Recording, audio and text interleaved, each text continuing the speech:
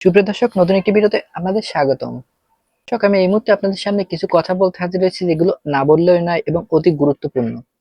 সরকার কি নতুন বাংলাদেশ দিবস ও জুলাই সনদের ব্যাপারটি পিছিয়ে গেছে? আজ আমি এই বিষয়ে কথা বলবো আপনাদের সাথে।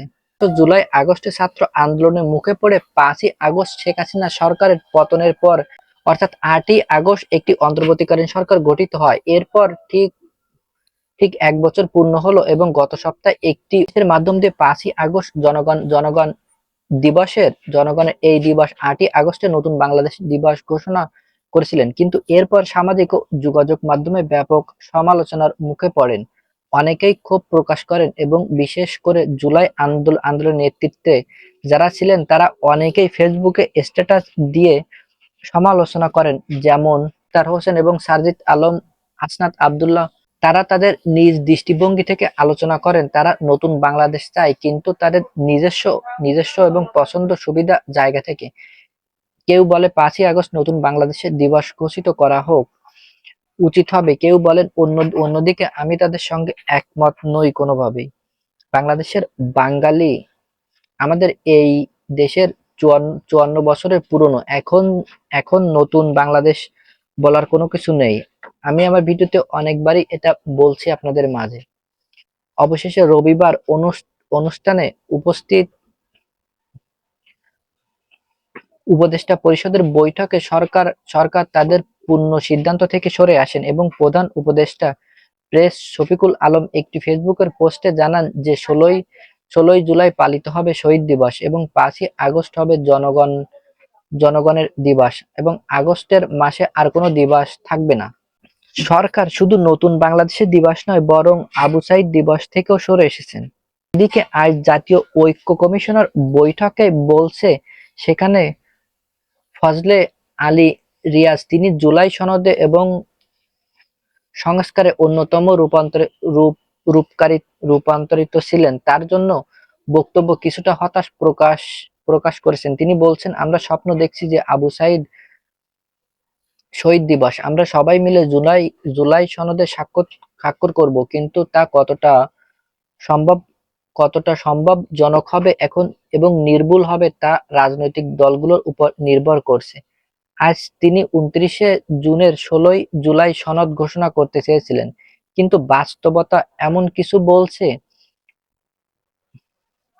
অন্যদিকে আজ জাতীয় নাগরিক পার্টি এনসিপির আহ্বানে নাহিদ ইসলাম এক প্রেস কনফারেন্সে বলেন, সরকার জুলাই ঘোষণার দায়িত্ব নিয়েছেন, কিন্তু কিন্তু 30 কর্মদিবস পেরিয়ে গেলে কোনো পদক্ষেপ নেননি। তাই এনসিপি সিদ্ধান্ত নিয়েছে যে তারা 3ই আগস্ট ছাত্র গঠনের সঙ্গে মিলিত হবে এবং জুলাই সনদ ঘোষণা করবেন। সরকার নতুন বাংলাদেশ দিবস ঘোষণার পেছনে যে পিছিয়ে গিয়েছে, এভাবেই জুলাই সনদ ঘোষণার দিক থেকে পিছিয়ে গিয়েছেন, যাতে জুলাই মাসে শুরু হয়েছে এবং এখন কোনো ঘোষণা নেই।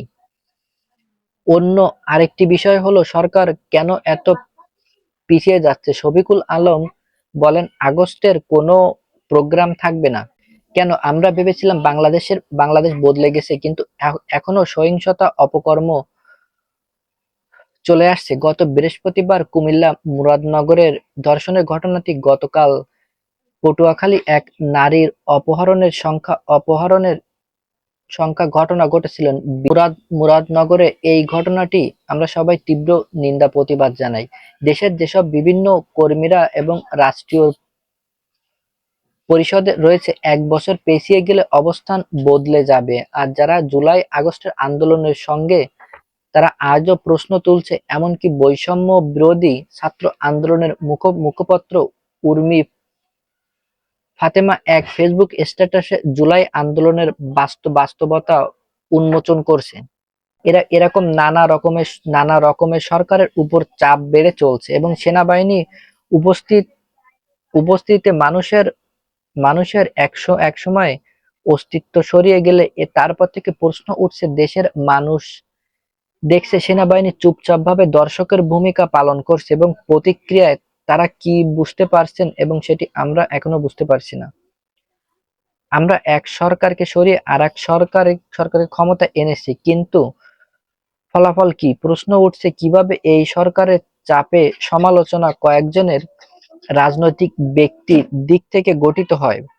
সরকার এত চাপ দিচ্ছেন কিভাবে? সমালোচনা চাপের মুখে সরকারের নতুন বাংলাদেশ দিবস থেকে পিছিয়ে পিছিয়ে এসেছেন, জুলাই সনদ থেকে সরে এসেছেন। আমরা ভেবেছি যারা মুক্তিযুদ্ধের পক্ষে তারা জুলাই আগস্ট উদযাপন করবে, একটি নতুন সরকারের সূচনা করবে, কিন্তু এখন মনে হচ্ছে সরকার সর্বদিক থেকে পিছিয়ে যাচ্ছে এবং জনগণের চাপে, ছাত্র আন্দোলনের নেতৃত্ব চাপে, এমনকি সেনাবাহিনীর দিক থেকেও চাপা থাকা উচিত। এখন যদি সেনাবাহিনীর ভিতর থেকে চাপ না আসে তবে তাদের সম্মান ধ্বংসর মুখে পড়বে। সরকার মনে করছে সবকিছু ঠিকঠাক চলছে, কিন্তু বাস্তব কিন্তু বাস্তবতা হলো আর মাত্র 1 মাস পরে তাদের প্রথম প্রথম বার্ষিক পূর্ণ হবে, কিন্তু এই সরকার সীমাহীন চাপের মধ্য দিয়ে এই চাপের সমালোচনা নির্বাচন নিয়ে কথা বলছেন। আমি এইসব সন্দেহ ভাবন প্রকাশ করছি। আজ বিশ্বাস করতে পারছি না যে ডক্টর মোহাম্মদ ইউনূস নির্বাচন দিয়ে বেরিয়ে আসবে। দর্শক, আজকের ভিডিওটি এই পর্যন্ত। ভিডিওটি ভালো লাগলে অবশ্যই একটি লাইক করবেন, আপনার বন্ধুদের মাঝে শেয়ার করতে অবশ্যই ভুলবেন না। আর আপনি আমাদের চ্যানেলে নতুন হলে অবশ্যই চ্যানেলটি সাবস্ক্রাইব করে পাশে থাকবেন। দেখা হচ্ছে পরবর্তী একটি ভিডিওতে। ততক্ষণ ভালো থাকুন, সুস্থ থাকুন। এত সময় আমাদের সাথে থাকার জন্য আপনাকে অসংখ্য ধন্যবাদ।